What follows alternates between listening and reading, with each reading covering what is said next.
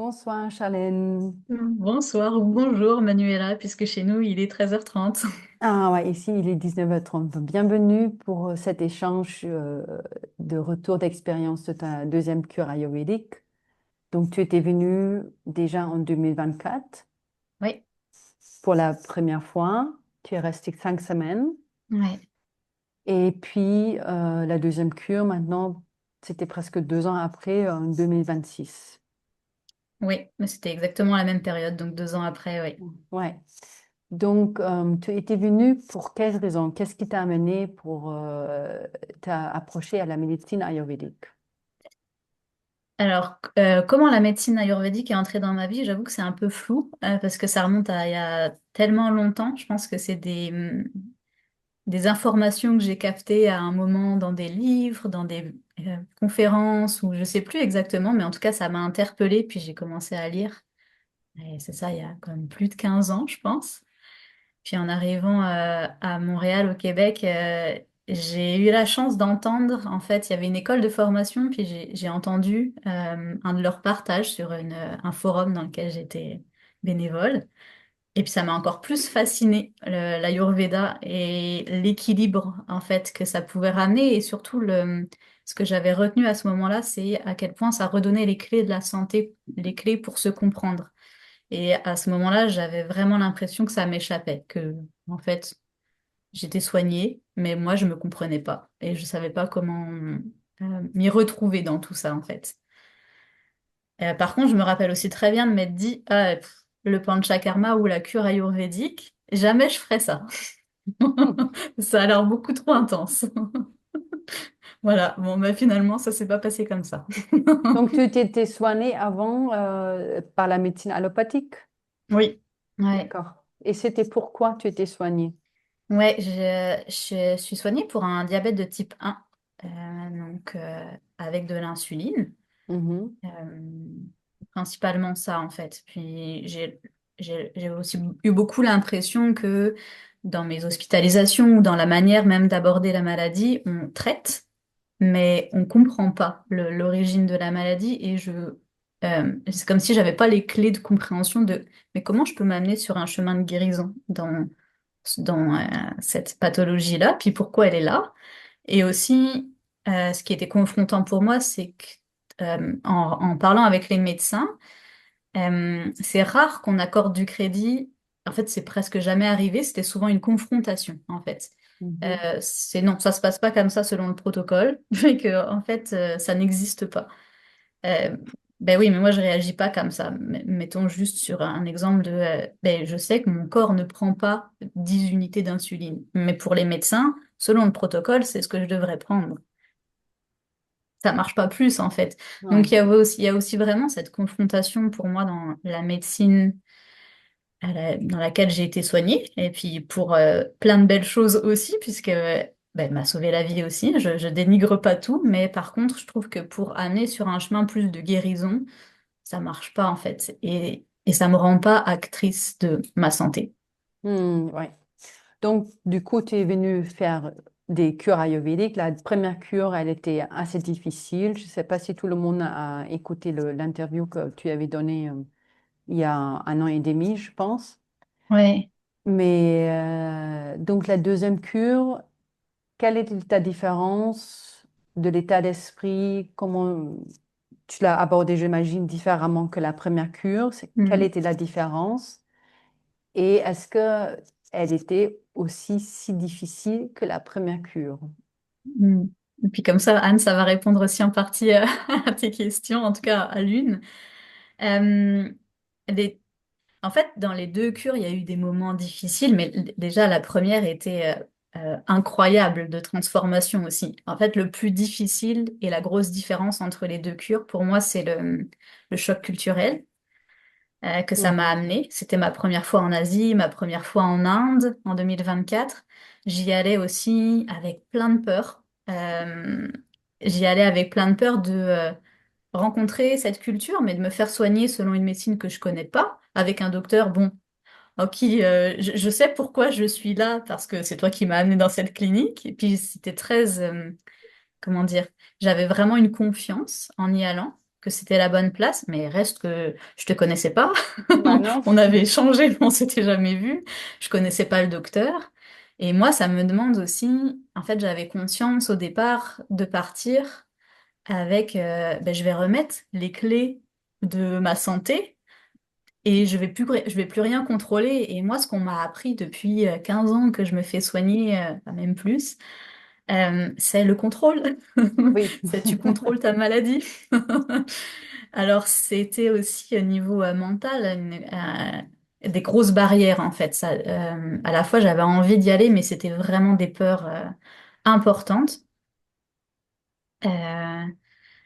Euh, oui, donc le choc culturel a été, je pense, mon plus gros défi parce que j'en ai jamais vécu un aussi énorme, de plus avoir de repères sur rien, en fait. Pas les personnes autour de moi, personne m'était familier. Je sais pas dans quelle cure je m'embarque, comment je vais réagir.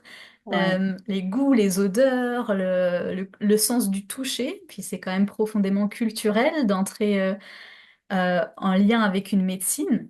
Il y a quand même vraiment plein de choses culturelles qui s'expriment dans le rapport au toucher, dans la manière d'être soigné, la manière de percevoir aussi la santé. Fait que c'était une ouverture de mon monde et une entrée en terre inconnue aussi. Oui, je me souviens de ton première arrivée. Que ça tremblait un peu et il y avait vraiment, tu étais à fleur de peau les premiers jours. Ouais, Mais la deuxième cure ouais. aussi, donc je me souviens, tu étais arrivé dans un autre état d'esprit, de vouloir embrasser la cure avec tous ses aspects.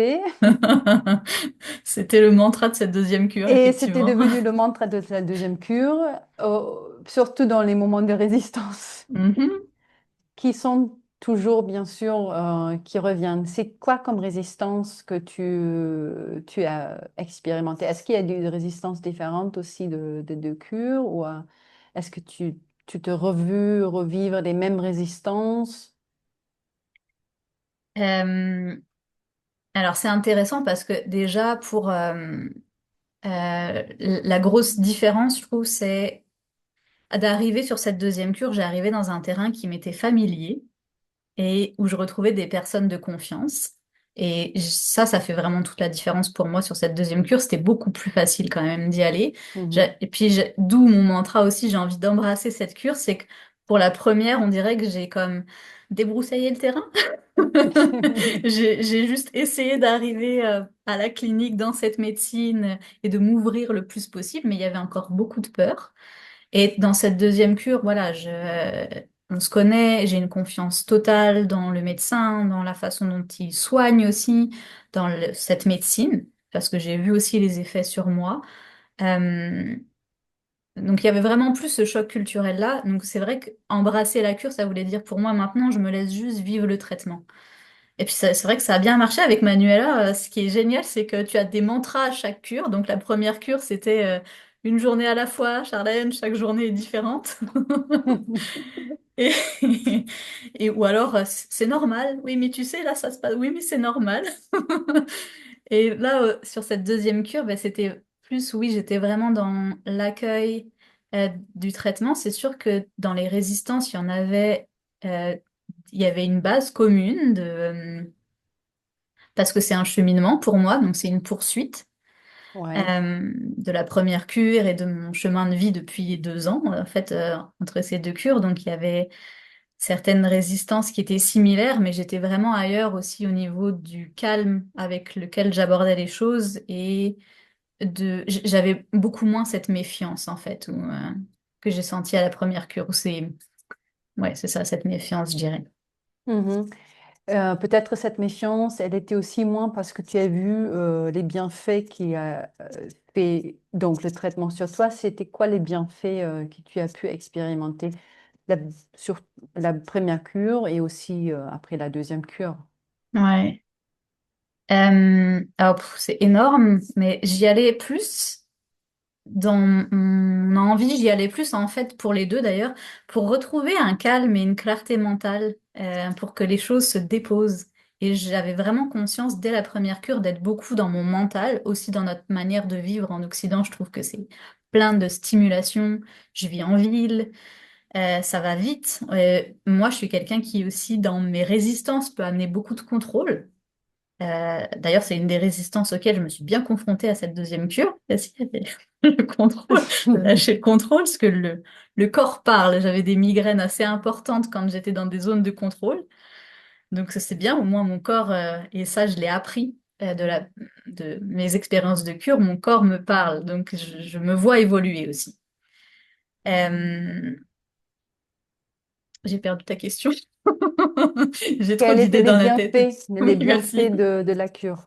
Aussi Mais, notamment à la pathologie pour laquelle tu es venue. ouais. Donc, pour les deux cures, j'y allais quand même déjà pas tant pour le diabète, parce que c'était Mm. peut-être plus un prétexte finalement pour moi que pour retrouver ce calme. Mais j'étais très curieuse de voir aussi comment ça allait évoluer, en fait, ma pathologie dans tout ça. Et ben, plus au niveau du diabète, c'est complètement différent depuis la première cure, dans le sens où mes doses d'insuline ont quand même diminué, mais c'est pas là où le changement il est le plus important, parce que j'ai quand même des doses qui sont assez faibles. Le changement il est important dans la manière dont mon métabolisme réagit au glucose et au sucre. C'est plus en profondeur la transformation. J'ai vraiment l'impression que mon corps l'absorbe plus facilement, fait que je vais moins avoir tendance à faire des pics d'hyperglycémie. Mes doses restent basses en fait, et là d'ailleurs mes doses sont toujours les mêmes que ce que j'ai vécu en cure. Donc, je les ai quand même diminuées encore. Euh, et surtout, ben, là c'est la durée de la cure, on touche à ça, mais moi je suis partie comme tu dis pour 5 semaines, et cette fois-là c'était quand même frustrant pour moi, parce que c'est juste le moment, la dernière semaine, où j'avais arrêté de faire de l'insuline, d'ajouter de l'insuline pour mes repas. Parce qu'il y a une insuline de base et une insuline qu'on ajoute pour chaque repas. Et j'étais en train de diminuer toute mon insuline. J'avais quasiment plus rien, en fait, à la fin. Et bon, c'est juste là où il fallait quitter. Donc, je me suis dit, OK, je vais refaire une cure, mais là, je vais laisser à mon corps le temps de se déposer avec ça, parce que je commençais vraiment à toucher quelque chose de plus profond sur lâcher tranquillement l'insuline, ou en tout cas déshabituer mon corps et l'amener dans un fonctionnement différent. Donc, en fait, au niveau de la pathologie, ça a été aussi un de mes plus beaux cadeaux des deux cures. C'est j'ai compris avec les échanges avec les médecins et avec le docteur, avec toi aussi, que il s'agissait pas de savoir est-ce que je peux vraiment guérir. Moi, on m'a toujours dit que ça se guérissait pas, le diabète de type 1. Mais c'est plus ce que je pense aujourd'hui, puis déjà j'avais des doutes sur la question, mais c'est plus, moi la question que je me pose maintenant, c'est jusqu'où je suis prête à aller pour que mon corps soit en situation de s'auto-guérir. Et je trouve que la cure, ça place dans un contexte où justement ça redonne toute la vie, toute l'énergie et l'équilibre dont le corps a besoin pour aller traiter les choses dans le fond en fait. Et c'est ça, s'auto-guérir. Et il y a un des docteurs sur ma première cure, quand je lui ai posé la question, mais est-ce que vous pensez que le diabète, ça peut se guérir? Il m'a retourné la question en me demandant, mais pourquoi tu penses pourquoi tu penses que ton pancréas fonctionne plus du tout si tes doses d'insuline varient autant et puis si aujourd'hui tu arrives à t'en passer? Donc la question était un peu inverse, et c'est un accès à la médecine complètement différent, une lecture de la médecine complètement différente, mais la question en Ayurveda qui se pose, c'est plus, il y a trop de sucre dans le sang, donc ça va forcément impacter ces variations de sucre, de glucose vont impacter le pancréas. C'est pas le pancréas qui fonctionne plus. Alors c'est sûr que ça a transformé les choses, puis ça a ouvert un espace aussi de guérison. Et c'est, voilà, je veux vraiment pas. La pathologie, elle dure depuis plus de 20 ans, fait que je veux aussi pas non plus dire que en deux cures c'est réglé, c'est pas du tout le cas, hein. Je dépends toujours de l'insuline. C'est juste que je vois qu'il y a une transformation majeure, autant dans la pathologie que ben, dans mon mental, parce que les deux sont liés aussi. Ça, c'est quelque chose que j'ai vraiment une autre des questions d'un docteur. Ma première cure, c'était ça, c'est mais est-ce que tu penses que le diabète a d'autres impacts psychologiques que physiques?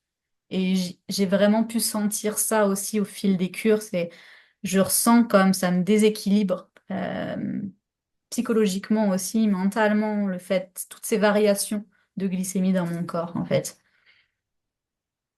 Euh, Fait que c'est vraiment pour moi une ouverture, et c'est ça le gros cadeau, une ouverture sur une médecine différente où j'ai aussi les capacités de me laisser un espace de guérison euh, et de comprendre ce que mon corps a besoin, parce qu'il y a vraiment une écoute aussi, c'est plus un dialogue maintenant en fait.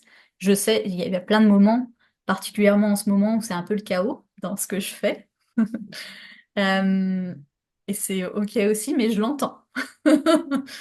Donc ça, et puis vraiment, l'autre gros cadeau aussi pour moi, c'est le calme que ça m'a amené. Il y a eu une transformation incroyable, je trouve, après la première cure et encore après cette deuxième, de toucher à un espace de calme intérieur, de paix, après un des soins notamment, c'était un gros moment dans cette cure-là aussi, on s'en est parlé d'ailleurs, Manuela, mais après un des soins, il y avait un sentiment de vide en moi, mais de vide qui était agréable et où je me suis sentie tellement bien en moi.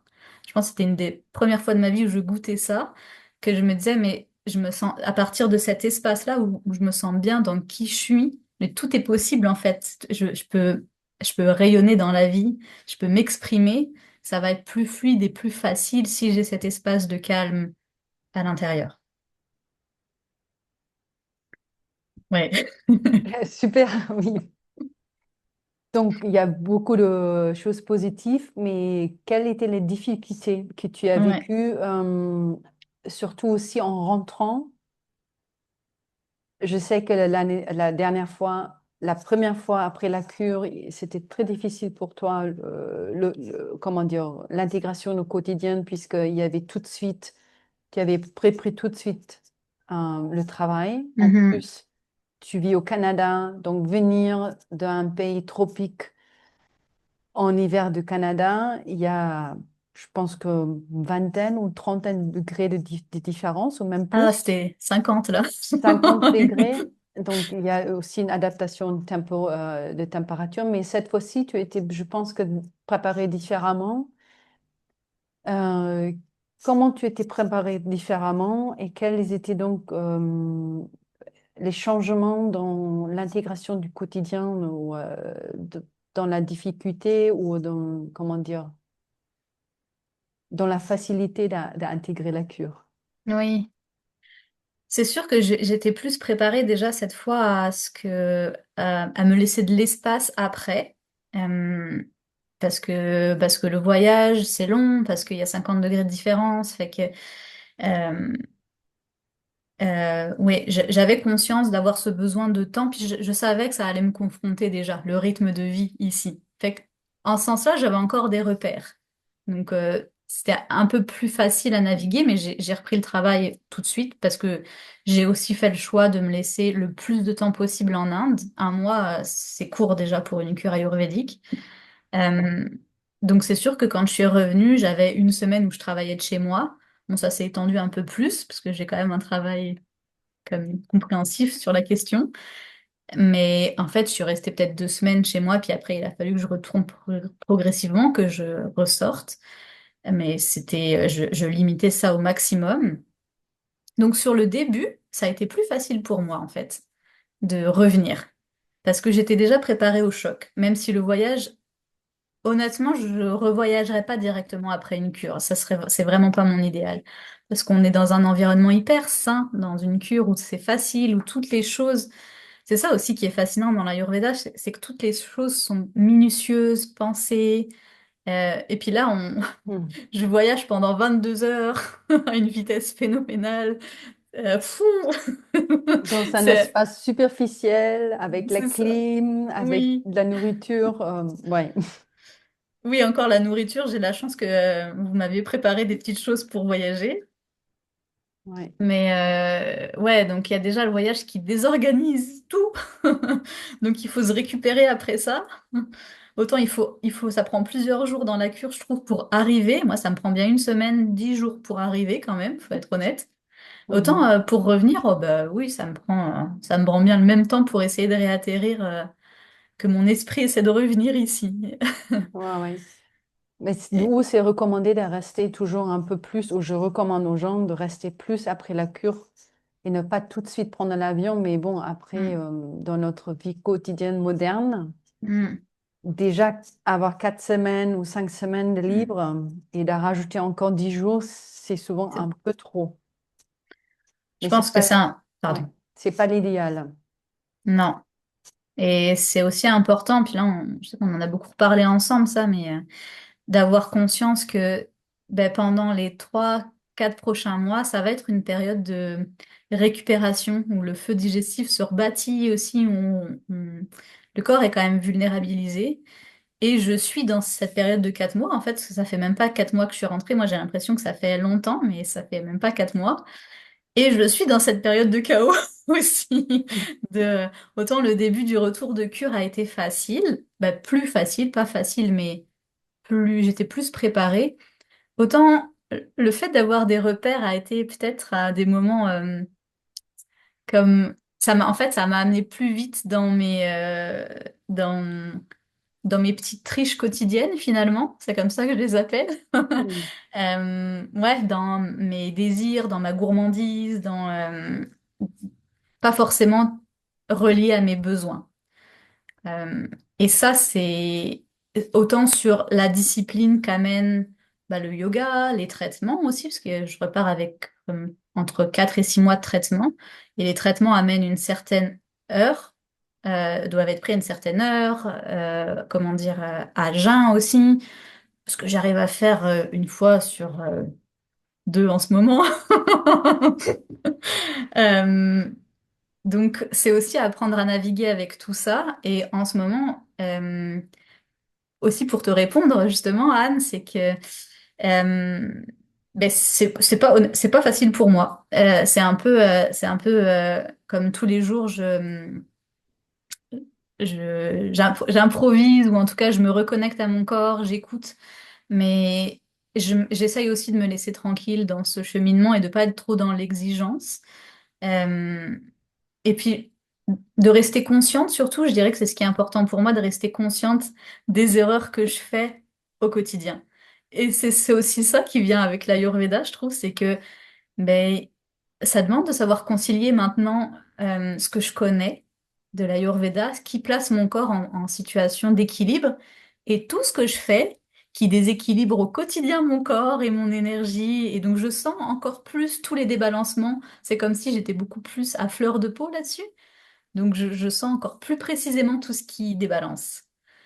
Et c'est à la fois c'est un cadeau parce que ça donne une lecture et une connaissance de moi. À la fois c'est compliqué au quotidien. Heureusement qu'on se parle souvent avec Manuela. Ou qu'il y a des rencontres avec le docteur dont le sourire juste apaise les choses. Mais ouais, donc ça c'est une difficulté je trouve pour moi du retour. Le rythme, la discipline, en fait de garder un environnement sain, en fait, et dans une certaine mesure, en fonction d'où on rentre, on peut pas nécessairement le faire. Et ouais, je pense que ça demande d'être conscient aussi du temps que ça demande de récupération après pour le corps. Parce que finalement, le plus gros de la cure, c'est pas pendant la cure. Je C'est à la trouve que sortie de la c'est cure. après. C'est après que les vrais défis commencent. Oui, le vrai travail commence, même si la cure, elle est pas toujours facile, mais on est prise en charge Oui, complètement. La nourriture est servie, les oui. médicaments sont servis. Il n'y a pas de tentation, comme tu dis souvent. On est dans un environnement assez dans la nature, naturel et assez Mm. sobre, sans trop de distractions ou des choses. Mais alors que quand on sort de la cure, tout revient. On se retrouve au quotidien et avec nos habitudes aussi, Oui, qui sont à changer forcément. Mais ça, c'est pas facile de changer les habitudes qu'on a mis en place depuis des années. les odeurs, les goûts, Mm. des petites rituels qu'on se mit, mais qui au fond peut-être sont pas les meilleurs trucs pour notre santé, mais de lâcher ça, c'est tout un chemin. Mais la Oui, cure, elle peut aider, je trouve, à tenir à quelque chose. À chaque fois, ça vient de plus au centre. On n'arrive pas à tout faire en même temps, mais vu qu'on touche dans cet espace que tu as appelé tout à l'heure le vide, après le grand soin, Mhm. vraiment à cet espace de bien-être profond, ça encourage la discipline, entre guillemets. Ça encourage de rester un peu sur le chemin et d'éviter de retomber dans les grands Ouais. écarts. Mm. Puis c'est qu'une fois qu'on a goûté aussi à cet état de santé et d'équilibre, même un tout petit peu, puis la cure permet d'y goûter honnêtement, euh, mais on a envie de le retrouver après. Fait que Bah oui. moi, c'est aussi une motivation, même quand je m'égare, de me dire, bon, ok, aujourd'hui c'est ça, mais je sais vers quoi je veux aller dans le fond. Donc ça reste ma ligne, comment dire, je reste dans mon chemin. Et mon chemin est il zigzag là, mais je reste dans mon chemin. Je sais pourquoi je me suis engagée là et je veux vraiment, en tout cas, ouais, c'est ça, retrouver cet état d'équilibre parce que c'est magnifique en fait, ouais, quand tu y as Oui, c'est touché. beau. Oui, Hmm. oui. Et donc, quels étaient les moments les plus précieux ou est-ce qu'il y a eu aussi des moments de grâce pendant ta cure ou c'était que difficile? Non, c'était pas, c'était pas que difficile. Euh, ben c'est un moment aussi, c'est un vrai temps d'introspection en fait, une cure ayurvédique. Je trouve que c'est magnifique d'avoir cet espace dans la vie, de se le donner, de rencontre avec soi, de temps pour que les choses se calment, s'apaisent, de temps pour s'écouter, de temps pour... ben, moi, j'ai aussi appris à méditer. Euh, donc, c'est des moments... c'est pas si courant justement dans nos vies de tous les jours de se donner un mois où on est juste là avec nous-mêmes. Et, euh, et c'est ça, moi, ça m'a amené aussi beaucoup une écoute une écoute plus fine de moi, de mon énergie, de qu'est-ce qui me déséquilibre, mais aussi dans la maladie, justement, c'était flagrant sur cette cure-là. Et puis c'est trop beau aussi de s'observer, mais même surtout dans les moments où ça va pas d'ailleurs. Parce que ben, c'est ça, j'avais conscience que, par exemple, les hyperglycémies, à quel point ça joue sur mon humeur. Je le savais, mais pas à ce point-là, en fait. Je ne Mhm. savais pas que c'était... Et là, j'en avais conscience parce que, justement, on vise un état plus équilibré. Je me sens dans un état plus équilibré. Donc, la moindre variation, waouh, ok, ça m'amène ça, en fait, une hyperglycémie.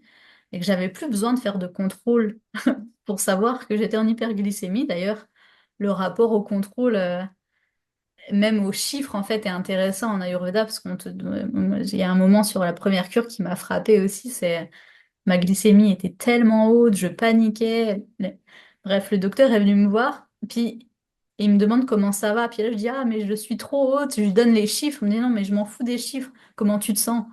Ah, bah, bien, en fait. Je suis juste en train de paniquer, mais, mais sinon, dans mon corps, là, ah non, en fait, je me sens bien.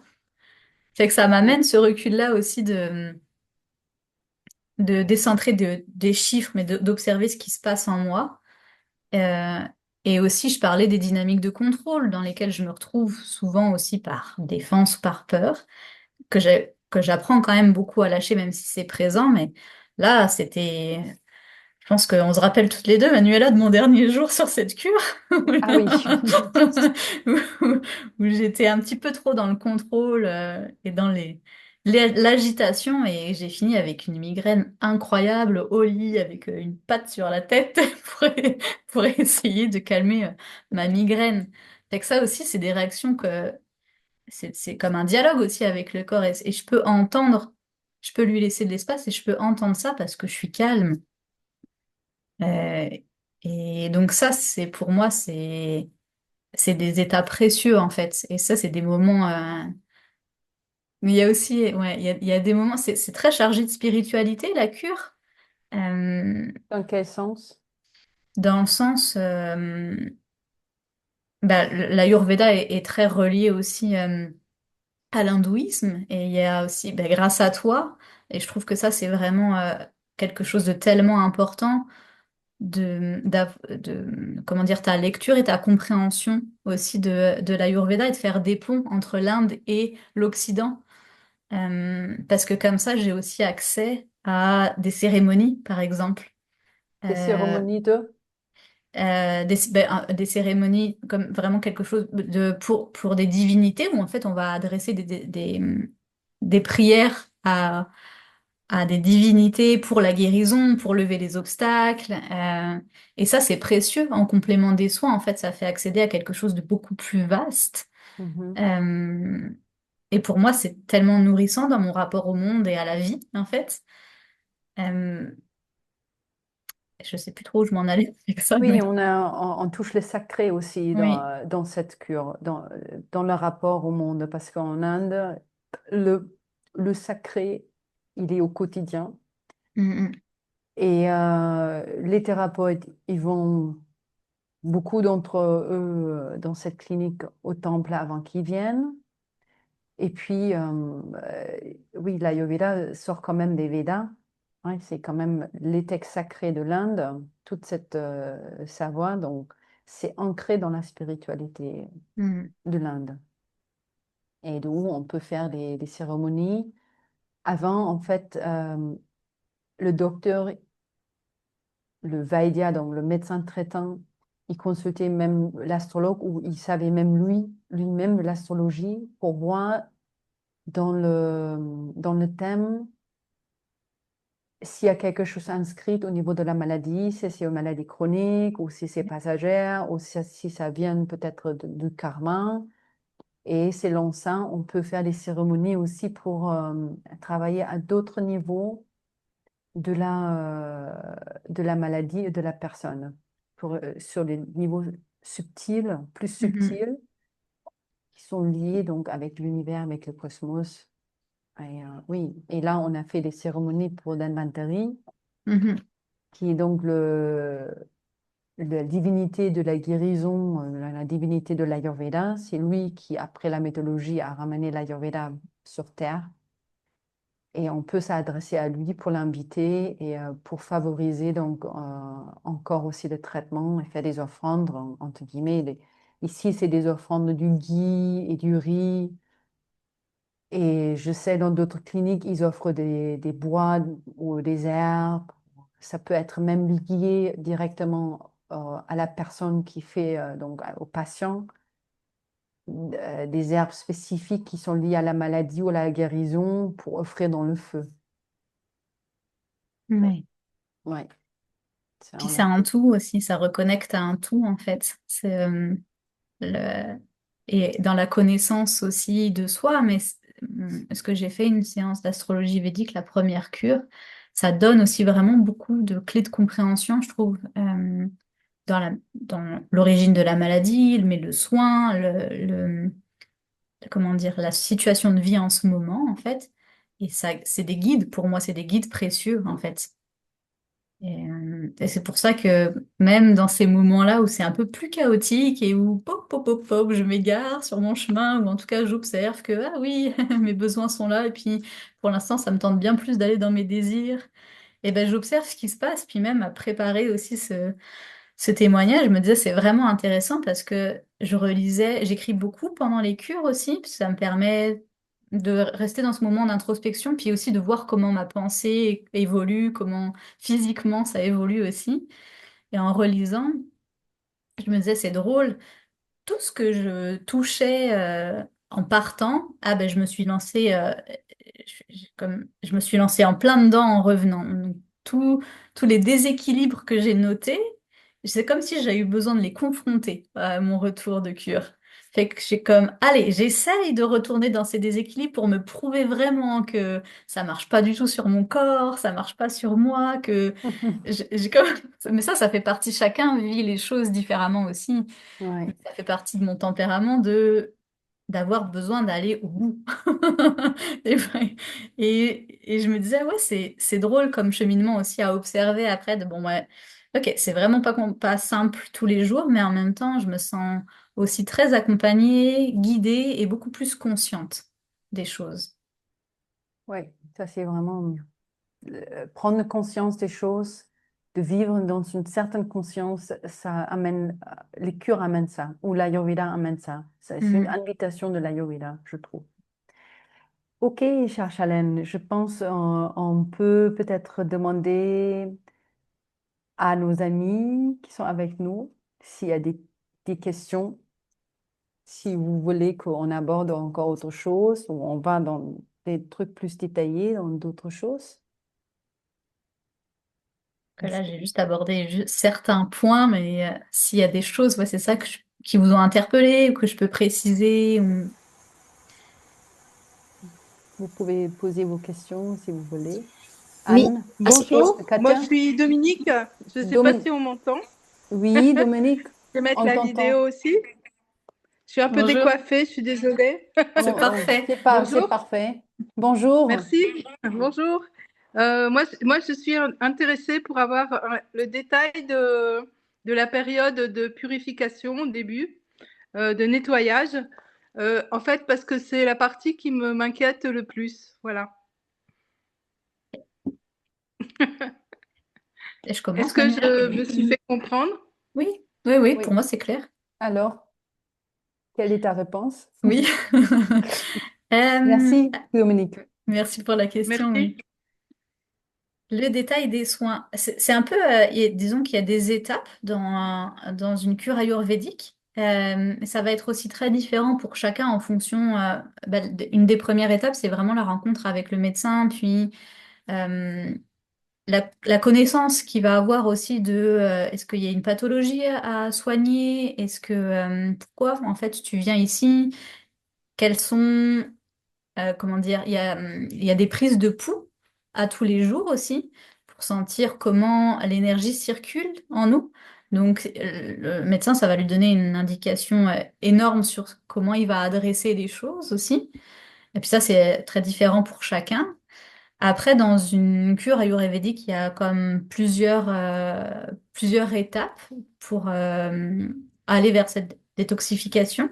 Certains parlent de panchakarma, c'est comme beaucoup devenu un peu à la mode. J'ai un peu enlevé, j'ai même complètement enlevé ce mot de mon vocabulaire maintenant parce que panchakarma en sanskrit, ça veut dire 5 étapes. Donc 5 étapes de purification pour venir équilibrer les 3 énergies qu'on a en nous. Euh, mais le docteur, en fonction, il compose en fonction de pourquoi on vient, du temps qu'on a aussi, parce que ça joue énormément. Puis, c'est comment dire, une évaluation à tous les jours de comment ton corps réagit. Je rencontre le docteur tous les jours pendant la cure, voire plusieurs fois par jour. Donc, ça dépend aussi, par exemple, un des soins pour arriver et vraiment pour calmer le mental. Moi, j'en parle parce que ça m'a tellement... C'était un peu une blague avec le docteur sur la première cure, mais c'est un Shirodara qui est un filet d'huile chaude sur la tête. Euh, ben, ce soin-là, le nombre va complètement varier en fonction de notre état. Puis la première fois, j'ai dû en avoir 21 ou 22, je pense, ce qui est quand même assez important. Mais ça dit aussi, je l'ai dit, j'avais quand même vraiment un état d'agitation mentale, de peur, d'appréhension, de difficulté à lâcher prise. Ah ben, j'ai senti qu'au fur et à mesure, ça lâchait. Mais donc, par exemple, ben, il a fallu du temps pour déjà calmer le mental, fait que ça laisse peut-être moins de temps pour aller adresser d'autres choses, fait que le docteur, il va ajuster en fonction de ça. Là, j'en ai eu 16 des Shirodara, donc c'était moindre. Après, sur la détoxification aussi, il y a il y a des soins un peu plus pacifiants et des soins qui sont vraiment plus purifiants. Donc, c'est beaucoup à partir d'huile infusée de plantes médicinales ou de ghee. Donc autant à l'externe, donc avec des abhyangas, vraiment des massages du corps, c'est comme des massages, c'est plus vraiment des traitements où on veut faire pénétrer l'huile pour pour nettoyer, puis ça c'est tous les jours. Et puis aussi d'huile, de prise d'huile à l'interne avec les vastis. Euh, et aussi parfois même en la buvant. Moi j'ai pas comme bu de, de ghee. Euh, donc, et puis il y a vraiment quelque chose qui revient aussi tous les jours dans la purification, c'est les kashayam, les potions magiques que le docteur prépare pour nous, parce que c'est vraiment préparé avec des plantes locales, fraîches, puis c'est préparé sur place aussi. Euh, Ça, c'était petit. C'était Un peut-être mon petit peu plus gros challenge. challenge de la cure, finalement, les kashayam. Parce que j'étais déjà plus confortable avec les pratiques, ou en tout cas, encore j'avais mes repères avec les autres pratiques de soins. Avec les kashayam, c'est comme vraiment quelque chose qui vient nettoyer à l'intérieur, qui revient à 5 heures le matin et à 5 heures le soir. C'était pas mes moments de joie, ça. Pour personne, hein. Non. Oui, il y a des purifications, Dominique. Donc, tout au long de la cure, en fait, les soins externes, ils aident à liquéfier les toxines à l'intérieur et le kashayam aussi, ça élimine tout le jour pour ne pas avoir de gros trucs à la fin, même s'il y a quand même une phase importante d'élimination à la fin. Mais comme le docteur, il fait déjà au fur et à mesure, pendant les traitements, pendant les phases avant, c'est moins, comment dire, fatigant, je ne sais pas si Hmm. c'est le bon mot. De toute façon, chaque personne est différente. Et aussi, selon l'âge, selon la constitution du corps, il va décider jusqu'à où il peut aller. Donc, il n'y a pas un protocole pareil pour tout le monde. Et si les gens ils voient qu'il y a une faiblesse, il y a une fatigue, il ne va pas non plus pousser comme un aveugle. Donc, il y a tout qui est pris en compte, la condition de la personne, hein, à plusieurs niveaux. Puis même là aussi, peut-être ça peut lever des appréhensions. Euh, ben, c'est sûr que, par exemple, moi, sur les kashayam, à un moment donné, je l'ai dit au docteur, mais je peux plus. En fait, j'y arrive plus. Puis il a juste son but, c'est pas qu'on soit confronté au traitement, c'est que ça puisse agir, mais qu'en même temps, ben, on puisse, nous, mentalement, être capable aussi d'accepter les choses. Fait que je me suis toujours sentie entendue dans les limites ou les besoins que je pouvais nommer, en fait. Et il y a toujours euh, des ajustements, pas des compromis pour le coup, parce que le médecin reste très fidèle et ça c'est important ben, pour Manuela comme pour moi. Elle reste très fidèle aux traditions ayurvédiques, aux textes, aux traitements, mais par contre le mental fait aussi partie de comment tu accueilles le traitement et en ce sens-là, j'ai aussi toujours été entendue dans s'il y a des ajustements qu'on peut faire pour que ce soit plus facile, on va les faire. Si, voilà, bien sûr, chacun doit un peu sortir de sa zone de confort. C'est pas au premier petit truc, mais si vraiment ça va plus du tout, il va trouver une autre approche. Dans l'Ayurveda, ce qui est aussi intéressant, il y a une condition physique de la personne. Le médecin, il va bien sûr d'abord essayer l'approche le plus, comment dire, obviously, le plus Évidente, la évident plus. pour lui. S'il voit que la personne n'arrive pas, que c'est trop pour le mental, ou que le corps il se réagit, ou le corps il ne réagit pas, alors il va trouver une autre porte d'entrée. Il y en a Hmm. plein de portes différentes pour approcher une situation. Mais ça demande bien sûr une connaissance fine et profonde de l'Ayurveda, de tous Ouais. les médicaments, des plantes et des traitements. Sinon, il ne peut pas faire les ajustements en gardant la tradition, la lignée des principes de l'Ayurveda. Et je pense que les appréhensions, ça fait aussi, c'est normal, ça fait partie de la cure. C'est pas une médecine qu'on connaît. Par contre, moi, avec ce recul-là, puis en ayant envie de continuer sur les prochaines cures, je peux vraiment dire que je me sens beaucoup plus en sécurité en étant soignée avec l'Ayurveda, avec le docteur, que je me sens en sécurité en étant soignée dans les hôpitaux en Occident, en fait.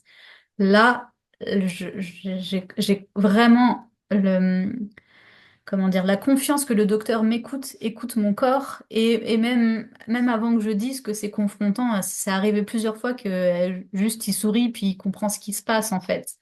Et il y a il y a vraiment une bienveillance aussi,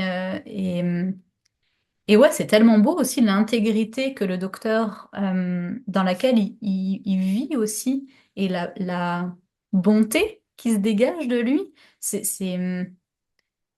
honnêtement, c'est ça. Moi, je me sens vraiment beaucoup plus en sécurité dans ces cures ayurvédiques avec le docteur, parce que je pense qu'il faut aussi savoir choisir ses cures. Et il y en a vraiment beaucoup maintenant, donc faut savoir où aller. Euh, mais ouais, je pense que aujourd'hui, je pourrais vraiment dire, le docteur me demande de faire quelque chose, je le ferai. Je vais garder.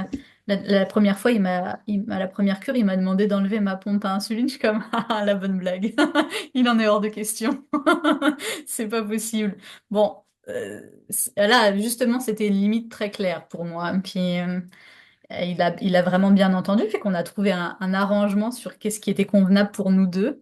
Mais là, il me l'a pas demandé cette fois-là. Mais il me l'aurait demandé, j'étais comme, ok, si tu penses que ça va marcher, allons-y. Je vais te rappeler la prochaine fois. Ah, j'étais prête à cette Tu fois-là. es témoin. Non. Ok, ça a répondu à ta question, Dominique? On ne t'entend pas. Oui, oui, Allô? merci beaucoup. Ok, Avec Oui, plaisir. oui, super. ça répond. En fait, moi, ma peur, c'est ça, c'est d'arriver un peu à un moment de grande faiblesse du corps, quoi, tu vois, d'être contrainte, quoi, c'est un peu ça qui m'inquiète. Mais bon, oui, j'ai entendu. Oui, oui, C'est vrai que j'ai ma réponse. la cure, elle fatigue, elle épuise le corps. On est un peu Oui, esserré ou comment dire, Et oui. esserré, saurait. Et saurait.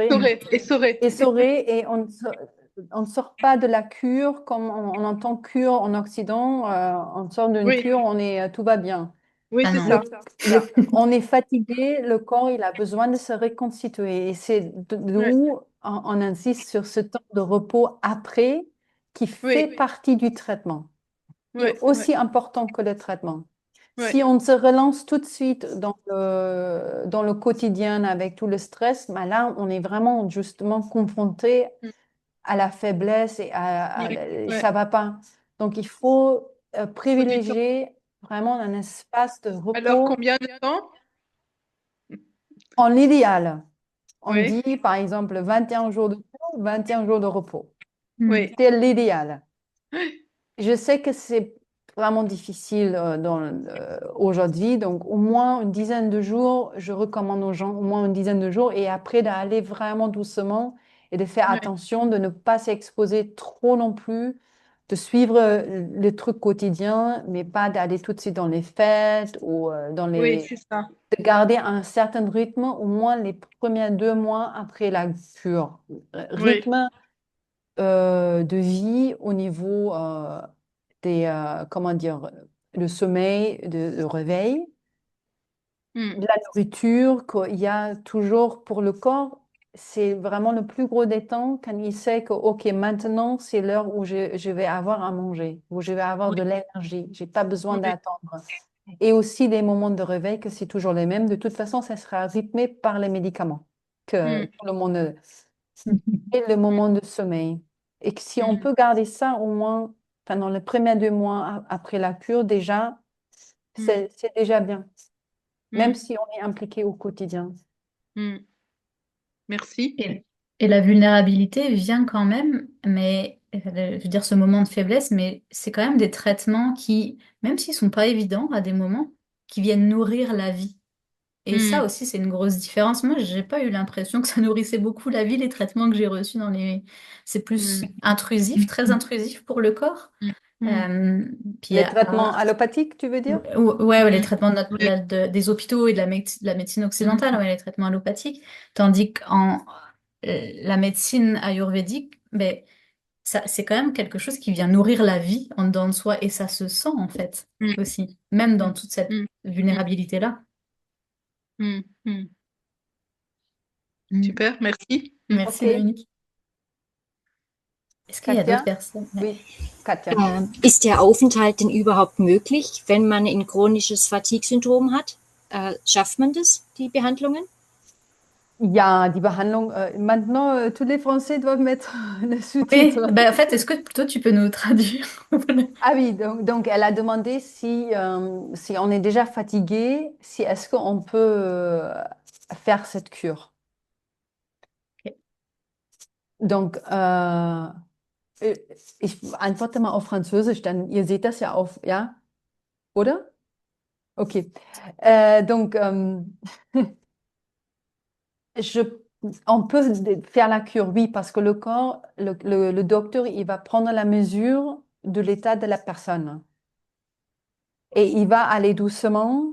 Il y a plein de portes, il y a plein d'approches différentes. Il va aller doucement pour trouver quelque chose, pour ne pas trop basculer non plus la personne si elle est trop fatiguée. Je sais par moi-même parce que ça fait quand même 14 ans que je suis sur ce chemin et j'ai moi-même fait de nombreux traitements. Et il y a eu des moments où j'étais vraiment pas bien et j'étais vraiment fatiguée.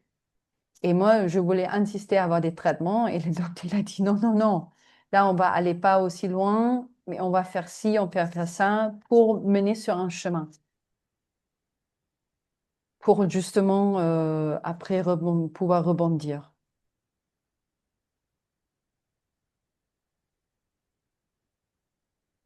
Mm. Beantwortet das eure Frage? Äh, ja, beantwortet sie schon, auch wenn wir tatsächlich Schwierigkeiten haben, uns das vorzustellen, weil unsere Tochter halt, die kann 10 Minuten einen Spaziergang machen und das war es dann eigentlich. Und wenn da halt viel Belastung kommt, dann wird es schwierig. Und man ist ja jetzt dann trotzdem nur wenige Wochen drüben, selbst wenn es 8 Wochen sind. Und wenn dann sehr schnell ein Sättigungsgrad kommt, dann müsste man vermutlich viel länger drüben bleiben, um das, oder es könnte sein. Und das macht uns halt unsicher, aber es ist natürlich sehr interessant zu sehen, dass es da tatsächlich dann auch Lösungen gibt. Und was man noch ergänzen kann, ist, dass es eben vermutlich in Verbindung mit Covid bei unserer Tochter ist, also chronisches Fatigue-Syndrom in Kombination mit Covid oder Long-Covid. Und ich weiß nicht, wie viel Erfahrungen ihr in solchen Kombinationen habt. Donc, ils sont un peu, il y a un peu une incertitude parce que euh, leur fille, elle est déjà fatiguée, elle a un syndrome de fatigue chronique qui est lié aussi avec un long Covid. Et donc, il y a un peu des questions maintenant après notre conversation. Est-ce que pour une personne comme ça, c'est adapté? Est-ce qu'il ne faut pas rester plus que... Parce que le docteur, il a recommandé qu'elle vienne pour 2 mois. Est-ce qu'il ne faut pas rester plus que 2 mois même? Ou dans quel état elle va sortir? Et si on a eu des expériences long Covid? Déjà, l'Ayurveda ne fonctionne pas avec les diagnostics allopathiques. L'Ayurveda fonctionne avec les symptômes et l'expérience que la personne fait à ce moment-là. Donc, il ne va pas demander est-ce que c'est le Covid ou quoi. Il va regarder les symptômes et il va comprendre à travers de ces symptômes et de ces explications. C'est d'où je demande une bonne observation de soi-même. Quel est le déséquilibre dans le corps, le dysfonctionnement. Et à partir de ce moment-là, quand il a compris, il va donc trouver le chemin pour rééquilibrer le corps. Bien sûr, ça peut aller un peu comme ça pendant la cure. Il y a des moments de fatigue, il y a un moment de joie, il y a un moment de tristesse, il y a un moment euh,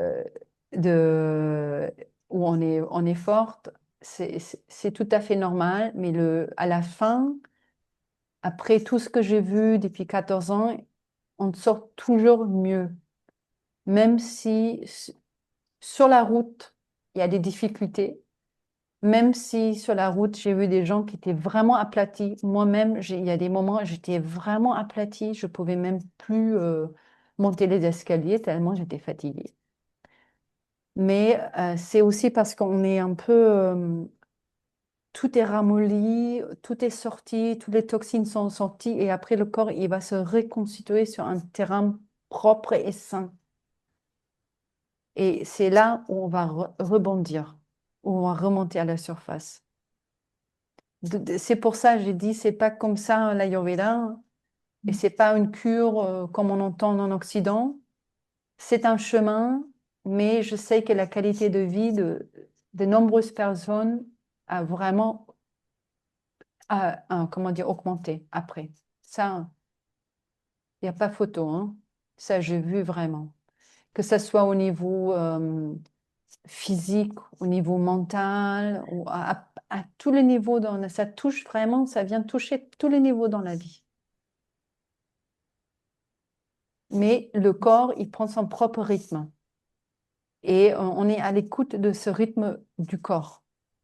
Et le médecin aussi, il ne va pas forcer, il ne va pas aller trop loin, il va savoir par où aller pour mener justement au bon endroit.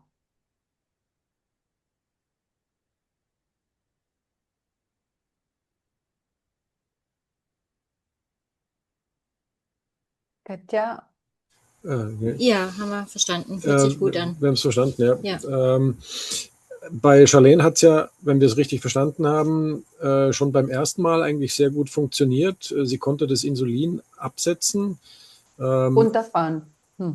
Bitte und? Runterfahren. Runterfahren. Nicht ganz Nicht ganz absetzen. absetzen, okay. Was ich nicht ganz verstanden habe, ist jetzt der Grund, nochmal hinzugehen. Ist es einfach, um es noch besser zu machen, weil es noch nicht ganz geheilt ist? Ist das der Grund? Ja, okay. Ok. Donc la question, c'est que apparemment pour Charlène, il y a eu déjà des effets positifs dans la première cure. Et pourquoi il y a une deuxième cure nécessaire? Est-ce que parce que c'est pas tout à fait fait ou quelle est la raison? Donc je vais répondre. Tu veux Tu veux. Vas-y. On dit, donc, il faudrait venir faire 2-3 cures à la suite, souvent en général, parce que il y a aussi un certain fonctionnement dans le corps qui doit être renversé. Le corps, il doit apprendre à fonctionner autrement. Et ça se fait pas dans 2 semaines de cure ou en 2 mois de cure. C'est un chemin. Et comme nous, on a des habitudes, par exemple, on a l'habitude je sais pas, de boire du café.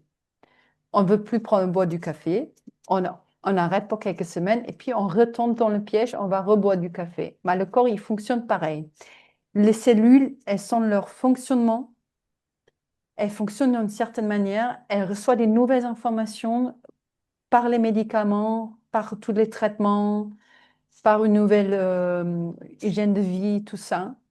Mais pour vraiment continuer à fonctionner dans cette manière, il faut, entre guillemets, une piqûre de rappel pour le corps aussi. Il faut le remettre, il faut redonner des infos.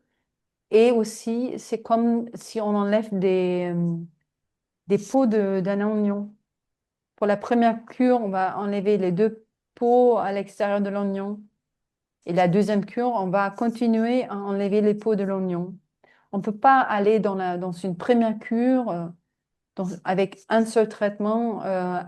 On peut aller profond, mais pour solidifier et pour stabiliser, il faudrait 2-3 cures. Il y a des personnes qui ont fait 2 cures et c'était bon, voilà, surtout chez les jeunes, ça va plus rapide. Le métabolisme, il est plus rapide, les cellules se renouvellent plus rapidement que chez une personne qui est plus âgée. Tout est plus lent quand on est plus âgé. Donc là encore, ça dépend des cas, mais minimum, je pense que 2 cures, c'est minimum pour arriver à un résultat stable, plus Après, stable. Tu ça veux dépend quelque aussi. tu veux Oui. dire, oui, dis. Bah oui, parce que j'ai eu cette conversation aussi là avec le docteur. Combien de fois il voulait me revoir? Est-ce que je reviens? Bon, j'imaginais bien qu'il y aurait une troisième cure. Mais ça dépend aussi de la pathologie et depuis quand elle est installée. C'est que, par exemple, là, ça fait plus de 20 ans que je vis avec le diabète, fait que c'est sûr que c'est pas en une cure ou même deux qui quand même renforce les choses que tout peut être euh, traité en fait. C'est que, comme tu le partages, Manuela, c'est un chemin aussi et le corps a besoin de temps pour reprendre un rythme de fonctionnement, enfin, comme un rythme de santé en fait.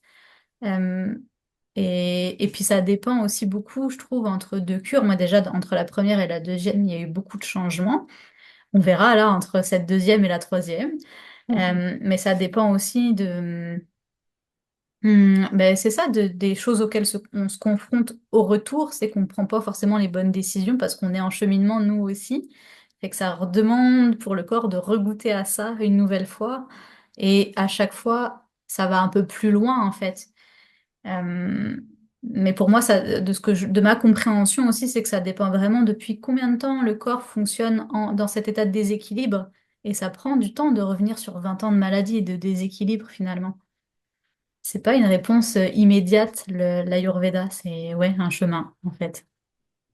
D'où le fait de revenir en cure pour réancrer les choses et ramener la santé et l'équilibre. Merci, Charlène. Katja, Ich hätte noch mal eine Frage. ja, okay. Wie schaut denn so ein Tagesablauf aus? Hmm. Donc, elle a demandé comment est une journée à la À la clinique. clinique, Donc, ça dépend des phases des traitements, mais peut-être Charlène, elle veut partager son expérience. Oui, je pense que tu pourrais aussi partager comment tu les vis, mais ça dépend des journées, mais c'est quand même très rythmé. Au début, je pensais, sur ma première cure, ça a été un petit moment de panique, j'avoue. Oh, mais qu'est-ce que je vais faire pendant un mois en fait? Parce que j'avais déjà pas prévu de rester dans la clinique. Je pensais qu'on pouvait un petit peu sortir, mais non. Donc j'ai appris. Mais finalement, en fait, c'est quand même, je trouve, il y a des petits rituels. Déjà, c'est très rythmé par les soins. Il y a comme les soins le matin, le petit déjeuner, des soins après, euh, des soins l'après-midi aussi, les kashayam. Fait que c'est quand même vraiment au rythme des soins et et de ce qu'on vient aborder. Mais il y a aussi beaucoup d'espace entre ces périodes de soins parce que moi, j'en avais quand même peut-être 6 ou 7 par jour, je pense, des soins. C'est des espaces où on intègre, où ça se dépose, de méditation. Moi, j'avais aussi emmené des lectures. Bon, même si à un moment donné, je pouvais plus vraiment lire, en fait, ça me fatiguait, mais d'écriture, d'introspection, en fait, chacun un peu le vit comme il veut. C'est aussi quand même dans les journées, on conseille de pas trop être connecté ou utiliser les réseaux parce que bah, l'idée, ça reste quand même un moment de retrouvailles ou en tout cas de retour à soi. Hum, des temps juste aussi pour aller dehors puis profiter de l'environnement parce que c'est quand même très calme. C'est ça, en fait, c'est quand même. Puis ça commence à 5 heures avec le Kashayam, puis ça se termine quand même assez tôt aussi la journée, parce qu'honnêtement, il y a une fatigue qui vient aussi avec dans ces moments-là. Euh, Fait que ouais, pour moi, ça serait un peu mon expérience de finalement, c'est quand même assez, assez rythmé par les soins. Oui, c'est rythmé par les soins. Ça commence à 5 heures du matin. Ils amènent la décoction, donc le médicament qui est fait sur place, à la chambre. Et après, il faut plus dormir. On boit le kashayam, ça s'appelle kashayam. Et rester réveillé. Et c'est recommandé de ne pas du tout dormir la journée pendant la cure. C'est contre-productif. Donc ça, c'est un peu un challenge quelquefois. Mhm. Parce qu'on est un peu épuisé par les traitements. On a envie voilà, on part un peu. Mais non, non, non, non. Il faut pas Là, dormir. Emmanuela qui débarque dans ta chambre pour vérifier si tu dors. Quelquefois, ça arrive. La Non, police. je dormais pas. Euh, et puis après, il y a le petit déjeuner. Il y a une boisson chaude qui arrive dans la chambre vers 7 heures du matin. Ensuite, il y a le petit déjeuner autour de 8h30, 9 heures. Après, selon l'emploi du temps, selon combien de personnes il y a le traitement entre le petit déjeuner ou avant même et le midi, le grand traitement dans la salle de traitement où les personnes, donc les thérapeutes vont venir chercher la personne et on va aller dans la salle de traitement. Les traitements peuvent durer entre 1 heure et 1 heure et demie, ça dépend des soins. Voilà, on est pendant 1 heure, 1 heure et demie dans la salle de traitement. On se lave après dans la salle de bain de la salle de traitement. Donc, on ne prend pas de douche dans la chambre. On est lavé après le traitement avec une poudre spéciale pour enlever l'huile. Avec la poudre est à la fois pour le corps, pour la peau et pour la tête aussi. Et ensuite, il y a le déjeuner vers 12h30, 1 heure. Il y a un petit traitement juste après le déjeuner qui nous invite à rester allongés sur le dos pendant 1 heure sans dormir. C'est pas facile. Non. Et il y aura des traitements selon les personnes dans l'après-midi, dans la chambre, des traitements voilà, locaux. Je ne sais pas s'il y a des gens qui ont des problèmes de genoux ou des problèmes de dos ou des traitements lunatium, des gouttes dans le nez, des traitements des yeux. Ça dépend vraiment de chaque personne, de chaque condition. Et la plupart du temps, on voit le docteur, donc entre le matin et autour du déjeuner, ça dépend. Lui, il reçoit ses patients qui viennent de l'extérieur toute la matinée et c'est long. S'il y a beaucoup de gens qui viennent, il vient plus tard. Et s'il n'a pas le temps d'arriver avant le déjeuner, il va revenir le soir pour voir ses patients. Il vient au moins 1 fois par jour pour voir tout le monde, pour constater l'état et pour décider si le traitement continue et s'il y a des changements ou des choses comme ça. Et le matin, il y a d'autres docteurs, des jeunes docteurs qui viennent avant le petit déjeuner à prendre le pouls, à prendre comment dire, la pression du sang, Attention, ouais. la tension. Donc ça, on est vraiment enveloppé. Et puis après, dans l'après-midi, vers 3h30, 4h, il y a une autre boisson chaude qui arrive dans la chambre. Et 5h30, le prochain médicament, Kashayam, qui arrive aussi dans la chambre. Et le soir, comment dire, le dîner, c'est à 19h. C'est tout. Donc, c'est ça une journée au niveau un peu technique. C'est tout, mais à 8 heures, tu as envie de dormir, hein. Et oui, Avec tout il y ça. a des gens, voilà, ils ont peur un peu, mais qu'est-ce que je vais faire toute la journée? Mais en fait, il y a tous les 5 minutes, il y a quelqu'un qui frappe à la porte, qui amène un médicament, il y a le soin, il y a ci, il y a ça. En fait, il n'y a jamais du repos. Mais merci pour vos questions, en tout cas. Ok. Ok. Est-ce qu'il y a d'autres questions? Est-ce qu'il y a quelqu'un qui a une question? Moi, je veux bien. Oui, vas-y, Anne. J'avais une question par rapport au médecin allopathe qui te suit, Charlène, au Canada. Est-ce que du coup, il a été surpris du fait que tu avais besoin de moins d'insuline? Et est-ce qu'il a manifesté de l'intérêt pour l'Ayurveda ou pas du tout? Non. Euh, j'ai deux médecins en fait. Il y a un médecin qui me suit au Canada et il y en a un autre qui me suit en France. La médecin qui me suit en France, oui, elle a quand même été réceptive. Ah, réceptive. En fait, non, elle n'a pas jugé, ce que j'ai apprécié. Après, bon, ça, elle l'explique pas, ça l'intéresse pas tant. Euh, et au Canada, honnêtement, ils me connaissent pas tellement. Non, il y a pas de pont encore. Puis je les sens, tu sais, j'ai essayé d'en parler, mais je les sens pas intéressés à aller là. Alors, Du coup, puis en fait, ça a même été une confrontation au Canada. Au début, j'ai dû changer de médecin parce qu'elle me prenait pour une folle. Mais l'autre médecin me demandait ce que je faisais en Inde avec tous mes traitements. Fait que ça s'est pas bien passé entre nous. Ouais, là, il y avait même beaucoup de jugement et d'intimidation dans sa manière de fonctionner. J'étais comme bon, ok. Donc non, il y a quand même une résistance des médecins que j'ai rencontrés ici. Hmm. Ok. D'autres questions? Je pense que Charbel, t'avais levé la main, mais je sais pas si tu as toujours envie de poser une question.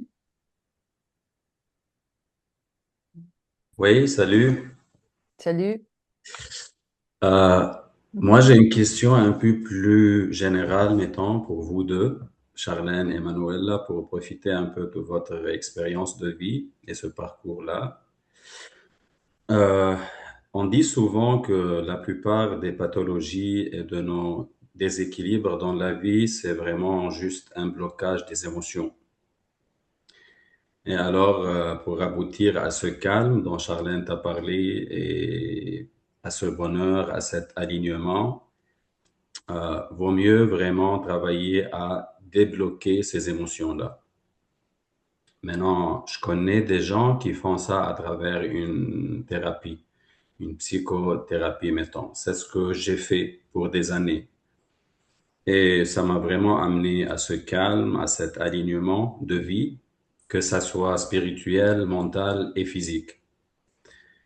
Mais en même temps, j'ai goûté cet alignement et ce calme à travers des thérapies plutôt corporelles, comme le massage thaï, à travers l'alimentation ayurvédique aussi. Alors, je sais et je pense que toi, Charlène, tu as goûté ce calme, ce vide, à travers ta cure que tu as fait en Inde, que je vois que c'est plutôt une cure corporelle. Alors, tu as passé plutôt par le corps que par la psychologie pour aboutir à ce calme-là. Alors, ma question pour vous deux, est-ce que vous pensez que nous, en tant qu'êtres humains, pour arriver à cet alignement-là, à ce calme-là, est-ce qu'il suffit de prendre juste une voie parmi ces différentes voies qui vont tous finalement aboutir à la même chose? Ou non? Est-ce qu'on a besoin de toutes ces voies-là puisqu'ils se complètent? Ou est-ce que ça dépend des personnes? Peut-être que pour certaines personnes, il vaut mieux passer par la voie psychologique que par la voie corporelle.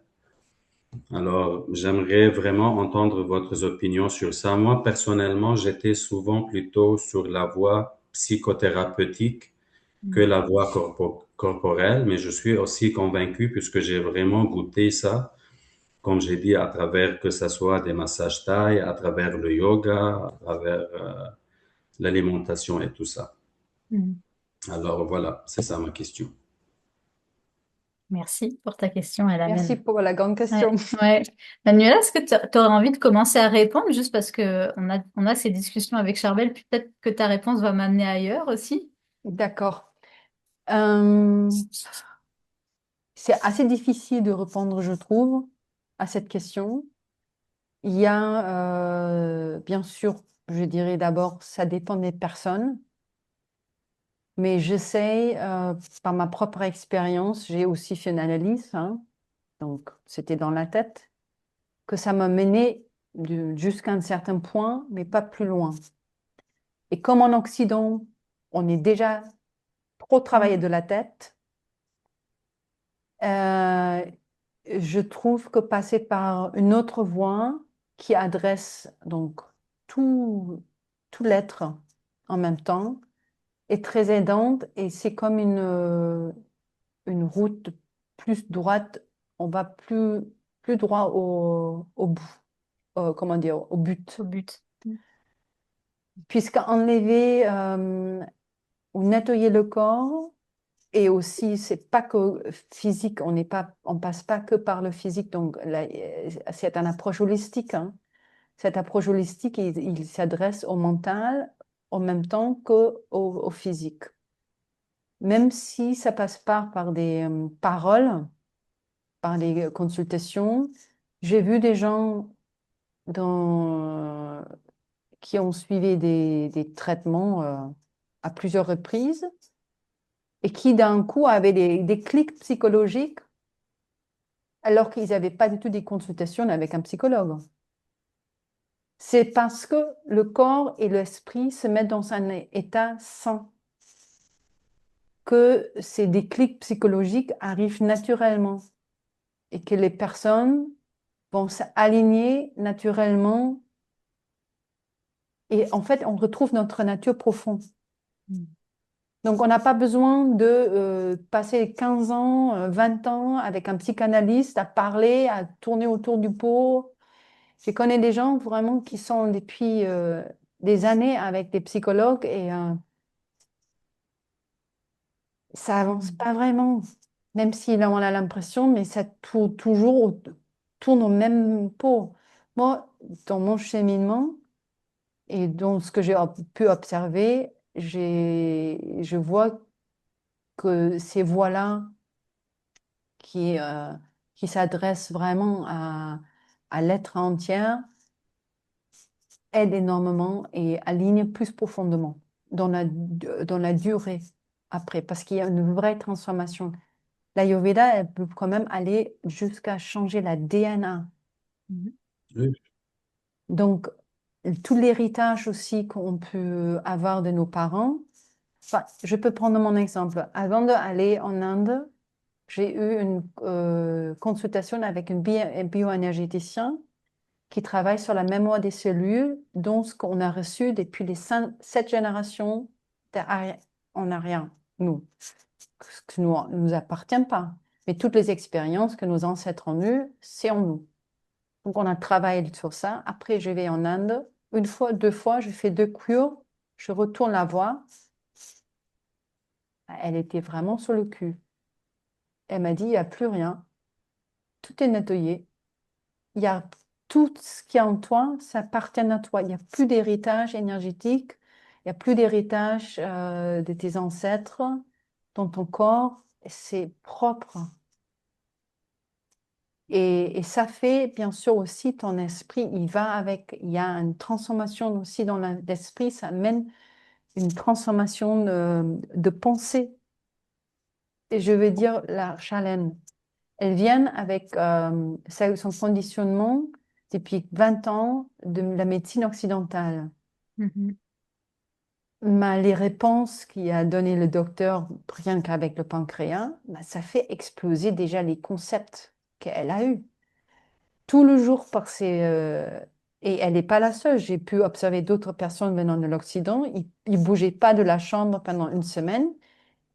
Ils ne revenaient pas parce que chaque jour, tous ces concepts mentaux explosaient. Tout le temps, parce qu'il y a les réactions du corps, les réactions du mental.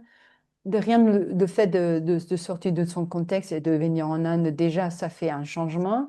Mais de vivre cette cure, d'être vraiment en face à soi-même, de pouvoir s'observer autant, de recevoir des réponses d'une approche tellement différente de notre conditionnement, bah, ça remet en question beaucoup de choses et ça mène à une transformation forcément. Sans parler par le truc, parce que par exemple, moi, après l'analyse de 3 ans, j'en pouvais plus entendre s'il y a des parents, il faut regarder, il faut aussi, il faut toujours, on va chercher dans le passé, on va toujours mâcher les mêmes trucs. C'est à un moment donné, on veut avancer, quoi. Et l'Ayurveda, ça m'a permis ça. L'Ayurveda et bien sûr la méditation, le yoga, ça va tout ensemble. C'est pas je prends le médicament, il y a tout, ça embrasse en fait tous les aspects de la vie. Donc, on va toucher tous les aspects de la vie naturellement quand on va sur cette voie. C'est pas séparé. C'est pas j'y vais maintenant pour 1 heure par semaine voir un psychologue et parler de tous mes trucs et après j'essaie d'analyser tout le temps. Mais ça, on reste toujours ici. On doit s'ancrer, surtout en Occident. On doit revenir dans notre corps. Donc, voilà un peu la réponse. Après, moi, je voudrais juste parler pour dire que, en fin de compte, moi, j'ai fait un travail depuis très longtemps sur moi-même, D'accord. mais surtout en travaillant avec la médecine chinoise, médecine ayurvédique depuis longtemps, mais en Occident. Après, je suis allée faire une cure il y a 2 ans en Inde. Et je pense que déjà, il y a un travail à faire sur soi pour être ouverte à changer son mode de fonctionnement. Déjà, je pense. Oui. Déjà, moi, bon, c'est vrai que ça fait 40 ans que je fais du yoga, donc je suis déjà dans cette mouvance. Et quand je suis allée faire ma cure en Inde, pour moi, c'était comme si j'étais dans un poisson dans un bocal, quoi. J'étais super bien. Il n'y avait aucune appréhension. J'étais très ouverte parce que j'avais fait déjà un travail en moi-même de faire des massages, parce que je fais des massages pratiquement toutes les semaines. Et je vois des acupuncteurs. Toute la médecine que je fais en France est une médecine homéopathique, acupuncture ou oui, médecine chinoise. Et de temps en temps, je vois des médecins ayurvédiques. Donc déjà, moi, il y avait une approche de base, ouverture d'esprit pour rentrer dans des cures et de faire des choses comme ça. Voilà, c'est tout ce que je voulais dire. Merci, Muriel. C'est hyper intéressant aussi parce que je pense que c'est complémentaire jusqu'à un certain point, mais ça c'est aussi mon expérience, c'est que comme tu le dis Muriel, pour moi ça vient aussi avec une capacité d'introspection, la cure ayurvédique, mais parce que je suis aussi passée par de la thérapie, parce que j'aime ça aussi, regarder ce qui se passe pour moi, donc ça vient, c'est pas incompatible, disons que je pense que de comprendre les choses par le mental ou par le rationnel, ça amène une certaine conscience, ou une certaine connaissance. C'est ça, une certaine connaissance, mais peut-être pas forcément la conscience en soi. C'est comme, on dirait qu'il y a quelque chose, c'est mon avis là, mais il y a quelque chose de plus détaché. Là où le corps, passé par le corps, avec cette connaissance qu'on a aussi, euh, ben c'est une voie, comme tu le disais, Manuela, je trouve plus directe parce que le corps a aussi ses mémoires, puis va nous amener à travailler des choses, on ne sait pas vraiment exactement ce qu'on va toucher ou ce qui va émerger, euh, mais il y a vraiment l'expérience qui s'intègre, je trouve, quand on passe par des thérapies psychocorporelles, puis il y en a quand même, il y a plusieurs approches. Moi, je pense qu'on peut essayer de goûter à plusieurs approches pour ça. Ce qui me fascine dans l'Ayurveda, par contre, c'est que c'est assez complet, en fait. C'est pas juste une thérapie. C'est pas, comment dire, c'est une philosophie de vie, en fait. C'est un ensemble de pratiques aussi. Euh, Puis c'est ça, je pense que je fais aussi le lien avec, précédemment, je travaillais dans un centre de crise en santé mentale où on travaille avec des personnes qui avaient vécu des traumatismes. Et moi, c'est aussi une des expériences qui m'a amené à aller rechercher beaucoup plus l'approche corporelle. C'est qu'à un moment, il y a vraiment des limites à ce que le mental peut transformer. On peut ou même, ça peut même comme remettre dans des traumas de toujours nommer les choses, d'essayer d'être dans une compréhension logique et rationnelle. Parce qu'il n'y a pas juste cette voie-là, en fait, pour guérison. Nous, on fonctionne quand même beaucoup dans nos sociétés avec le mental, la compréhension logique. Euh, mais ce que j'observais, c'est que ça amène pas des transformations, en fait, ça amène pas un mieux-être. Là où parfois certaines thérapies vont débloquer des choses, on sait même pas pourquoi ça sort. Moi, dans les massages thaï que je fais, à des moments, je sais pas ce qui se passe pour la personne, elle ne sait pas non plus pourquoi sur cet organe il y avait quelque chose d'ancré, de touché, mais il y a une énergie qui se débloque et je peux juste que constater, c'est magnifique à voir. Mais ni elle ni moi, on avait prévu que ça aille là, en fait. Et je trouve que c'est là aussi toute la force du corps de nous amener à ces espaces-là, en fait, que mentalement, on n'aurait pas pu toucher. Ouais, d'être à l'écoute. Ouais. Et c'est sûr que ça aide, par contre, d'avoir ce travail aussi, je trouve, de cette capacité d'introspection et ce travail de thérapie, ça aide à être plus ouverte ou à être plus à l'écoute. bien Ouais, sûr, oui. c'est important d'être à Ouais. l'écoute. Mm. Ok. Est-ce que ça a un peu répondu, Charbel? En fait, ça a beaucoup répondu, mais ça s'ouvre à des milliers de questions et de réponses. Mais ouais, mais ça me motive trop, franchement, à essayer cette cure-là, vu que j'ai essayé pas mal la psychothérapie dans ma vie. Alors, je pense que la meilleure solution, ça sera que moi-même j'y vais et que je touche cette cure, puisque je sais que cette cure, elle a des effets différents selon les personnes. Et je pense que là, ça sera à moi de découvrir quelle était la meilleure voie, ou peut-être que je trouve que j'avais vraiment besoin de toute cette voie pour aboutir à un calme à longue durée, mettons. Alors, Mm. oui, j'apprécie trop votre réponse et expérience. Merci pour partager ça. Et ça me pousse vraiment à essayer cette cure-là pour laisser la chance à moi-même découvrir et toucher ces effets-là. Mm. Chaque année est différente et chaque chemin est personnel, hein. Chacun doit vraiment trouver sa propre voie. Et puis la vie, elle va nous mettre devant des défis aussi pour tester si le calme est vraiment durable. Oui. C'est pas toujours.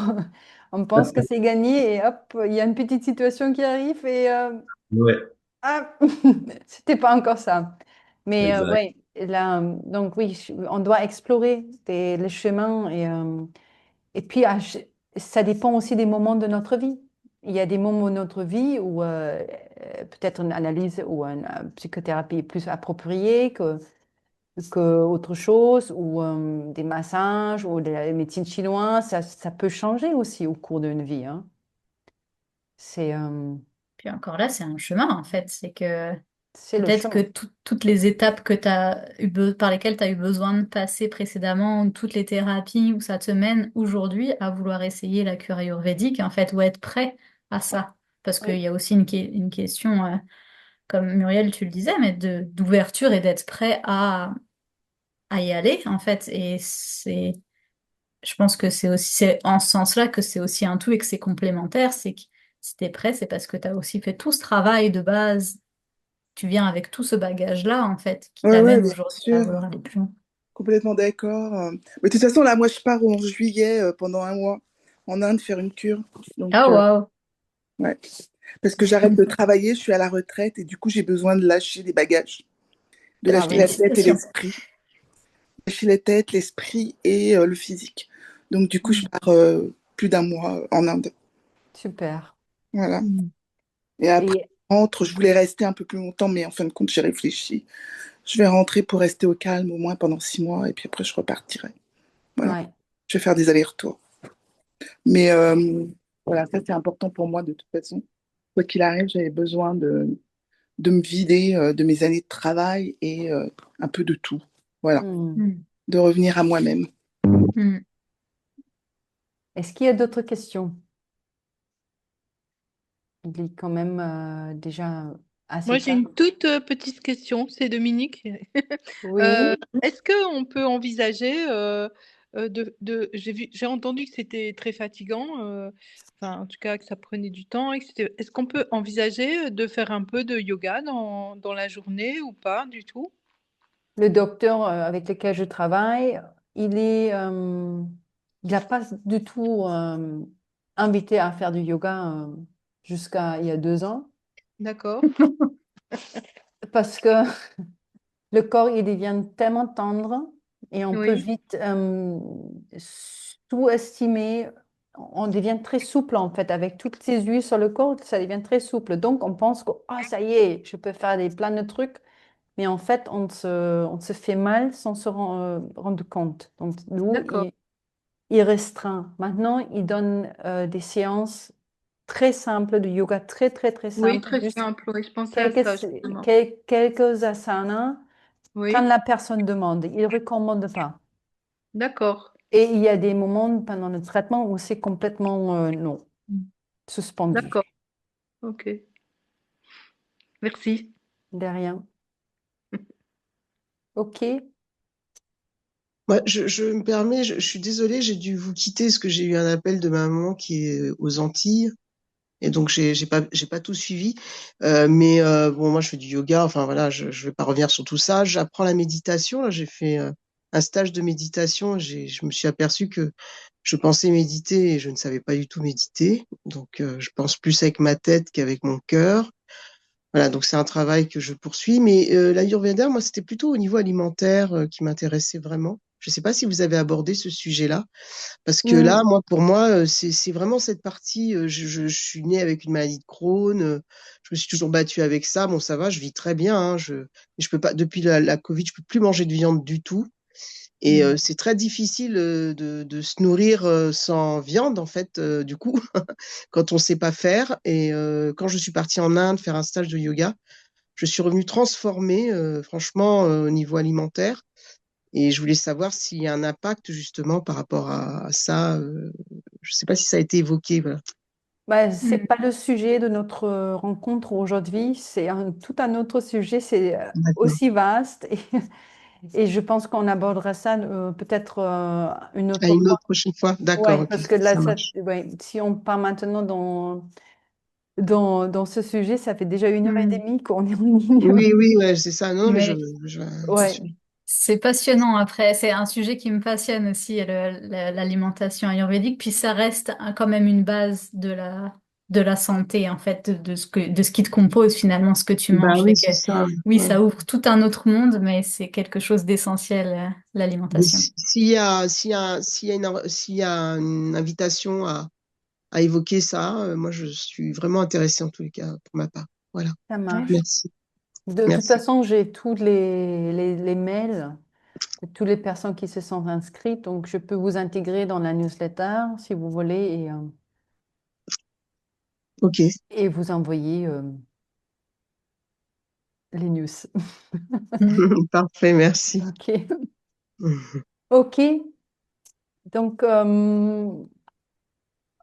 on s'arrête ici. Oui, il y aurait comme tellement de choses encore à dire, mais je voulais Et vraiment de remercier Manuela pour l'initiative. C'est un plaisir d'échanger et aussi de pouvoir partager. Euh, Puis un gros merci à tout le monde qui a été présent aussi aujourd'hui. Moi, ça me touche les questions, l'intérêt et l'écoute aussi. Fait que merci beaucoup de votre présence. oui, merci beaucoup à tout le monde Merci à vous. d'être devenu à cette rencontre et c'était une grande joie de vous recevoir et d'échanger avec toi, Charlène. Et comme on échange tellement tout le temps, on se dit on peut partager, tout le monde a quelque chose, va gagner quelque chose. Mm. Donc, merci beaucoup Merci pour pour cette tout. rencontre. Merci beaucoup. Et à Merci. bientôt, on ne sait pas où, mais bonne soirée à tout le monde encore. Bonne soirée.